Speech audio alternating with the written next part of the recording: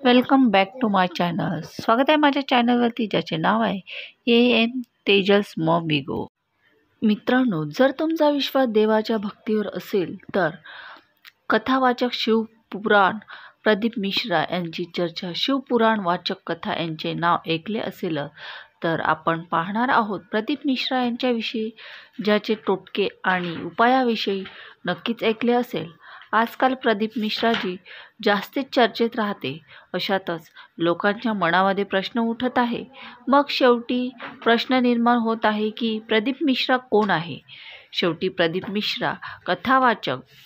जन्म त्यांचा मध्य प्रदेश सिल्लोरमध्ये एक मध्यमवर्गीय परिवारामध्ये झाला. त्यांच्या वडिलांचे नाव रामेश्वर दयाल मिश्रा आहे. ते शाळेत शिकवण्यासोबतच पंडितायपण करणे सुरू केले. ते लहानपणापासून शिवपुराण करत होते.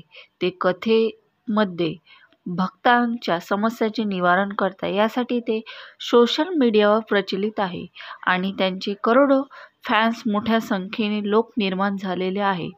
त्यांना लोक शिव महापुराण कथावाचक या नावाने ओळखतात.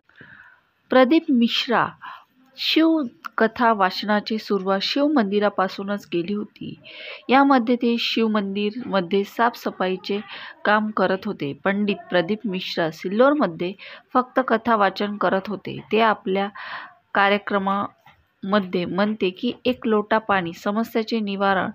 सोबतच ते आपल्या कथा वाचनातून सांगतात की पूजा उपाय सांगतात. तेव्हापासून त्यांची प्रसिद्धी वाढणे सुरू झाली. लोक प्रदीप मिश्राच्या कथा ऐकण्यास सुरुवात झाली. अशीच लोक प्रदीप मिश्राची कथा ऐकण्यास लागले. ते आपल्या कथा आणि उपायामधून प्रसिद्ध झालेले आहे. आजच्या समयामध्ये त्यांचे सोशल मीडियावर, फेसबुक, यूट्यूबवर लाखो फॅन्स बनलेले आहेत. तसेच ते आपल्या कथा वाचन प्रदीप मिश्रा सुर्खीमध्ये बनलेले आहे. जिचे नाव आहे गीताबाई परासिया. ती सिल्लोरमध्येच राहते आणि ती जागोजागी जाऊन भोजन बनवित होती. गीताबाई परासियाचे पतीचे स्वर्गवास झाल्याने त्यांनी प्रण घेतला होता की तिने आपल्या घरी श्रीमद भगवद्गीता करेल, पण तिच्या जवळ इतके पैसे नव्हते की ती श्रीमद भगवद्गीता करेल. असेही करून तिने आपल्या घरी श्रीमद भगवद्गीता गीता करविले. त्यानंतर प्रदीप पंडित मिश्रा यांना म्हटले की तुम्ही इंदोर जा आणि तिथे गुरुदेवाजवळून दीक्षा घेऊन या आणि तेथे तुम्ही शिक्षा ग्रहण करून या. पंडित प्रदीप मिश्राजी इंदोरला चालले गेले. तेथे गोवर्धन नावाचे एक ब्राह्मण पासून त्यांनी दीक्षा घेतली.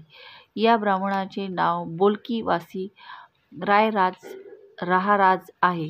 ते गृहस्थ मध्ये राहत होते.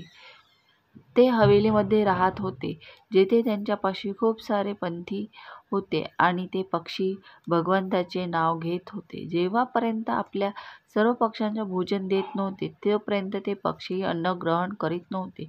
पंडित प्रदीप मिश्राजींनी सांगितले की अगोदर तुम्ही जेवण करा, पण पंडित प्रदीप मिश्राजीने जेवण करण्यास नकार दिला आणि म्हटले की तुम्ही मला अगोदर दीक्षा घेत आणि नंतर भोजन करते की तुम्ही भोजन करा, आराम करा आणि त्यानंतर दीक्षा देईल. पंडितजींनी भोजन केले, आराम केला, त्यानंतर गुरुदेवाजवळ येऊन दीक्षा घेतली. तेव्हापासून प्रचलित झाले. ते एका कथा वाचकाचे 10 लाख रुपये चार्ज करतात आणि दोष निवारण सुद्धा करतात.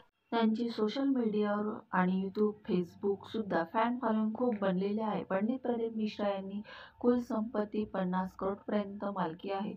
सोबतच ते एक आश्रम सुद्धा चालवितात. काही कारणावर उपाय सुद्धा सुचवितात. उदाहरणार्थ, एक काली मिर्च काले तिल 7 दाने अपनी मनोकामना बोलकर शिवलिंग पर चढ़ा दे, सिर्फ प्रत्येक महाशिवरात्रि के महीने में करे.